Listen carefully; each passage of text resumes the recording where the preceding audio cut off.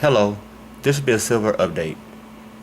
The chart we're looking at here ranges from 1980 all the way to December 9th, 2011. This is a long-term chart of silver. It's in logarithmic form and candlestick format. As you can see, from 1980 to approximately 1993, there was a series of down waves in the trend. And what's quite evident with each downtrend is at the trend break point was accompanied by an upswing. Trends have corrective waves. At the trend break, normally you can expect somewhere between a 33 to 66% correction of the following trend. In healthy downtrends, you can expect a 50% correction followed by another downtrend that usually will gain support lower than a support line of the previous downtrend. And then somewhere along the way, the trend will break, and after the breaking point of the trend, you will have a corrective wave. After the corrective wave peak is followed by a new downtrend, which eventually bottoms and the trend breaks and is followed by another upswing. As you can see, as I draw multiple trend lines, it gave a fan pattern.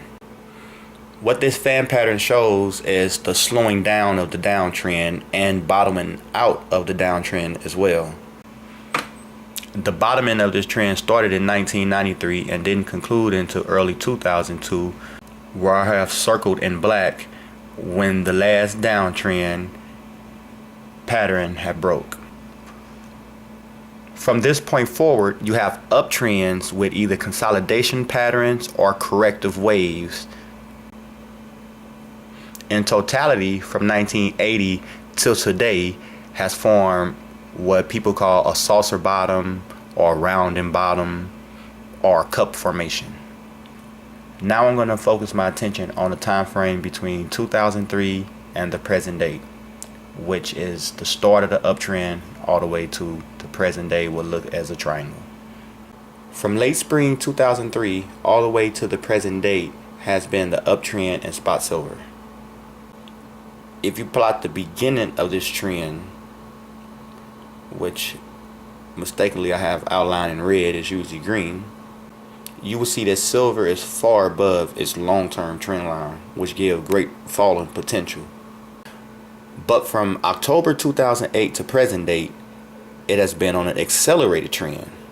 This accelerated uptrend that started in late 2008 has formed a triangle pattern that started in spring 2011 after silver prices peaked at 50 and start collapsing. So from the point where prices start collapsing at $50 all the way to today has been downtrend. And I have drawn here from November to mid-December 2008 all the way to the present date, outlined in green, or the probabilities of support or somewhere between them. From the start of the downtrend, you see a decline, a general decline in volume over time, which is common in triangle continuation patterns. Encased within a larger triangle is a smaller triangle, which prices has found themselves trapped between. We're generally already at the apex of this triangle, so one of these trends is going to have to decide. The smaller triangle has just slightly longer time in its downtrend than within its uptrend. And normally when a downtrend meets an uptrend or vice versa, it's normally the longest running trend that has the most strength.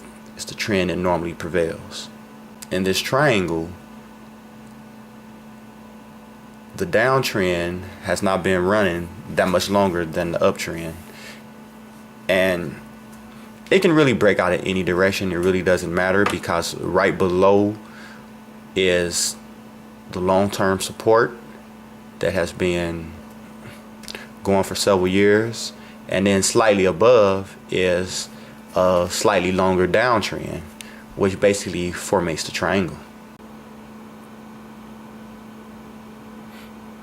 You can expect prices to bounce around between the triangle before it breaks out of it. I expect the up break in prices to continue the trend that started in 2008. But the trend that started in 2008 can break. And from that point, you take the high of 50 and you can expect a 50% correction, which would be around 25. If that failed, you could expect a 66% correction or a full drop all the way down to its long-term trend line. It would be hard to see prices going below that long-term trend line in any case scenario. But I expect the up break because of the fundamentals behind silver, which don't mean anything because many people suspect a manipulation in the silver market by naked shorting paper silver. But silver is becoming a depleted resource. We've used 90% of the above ground silver since 1980, which is the start of the other long trend chart. So as we've been depleting silver, the prices of silver has been collapsing, and only recently has they been climbing. But they've been climbing right along with, let's say, the price of gold, due to the expansion of the money supply and the increasing of global debt. So with debt situations getting no better, and to see no end in the expanding of the money supply, Ben Bernanke promised in the summertime that he will keep interest rates low, close to zero, for the next 2 years. Only way he can do that is by physically going into the market and manipulating it. That expands the money supply. Whatever he decides to do is an expansion of the money supply. So for silver prices to fall would encourage me to buy a lot of silver. So it's kind of hard to see that they'll give us bargain bonus silver. But if they want to, that's all fine with me. I would expect the prices to upbreak on the outside and this trend to continue, but it doesn't have to.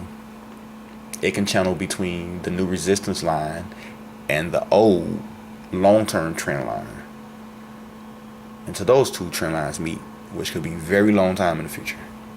If prices break out on the upside from the resistance line that commenced a downtrend that has been running since springtime, you can expect another resistance barrier around 50, with people suspecting the double top, or before prices challenge the trend line that has been in place since 2008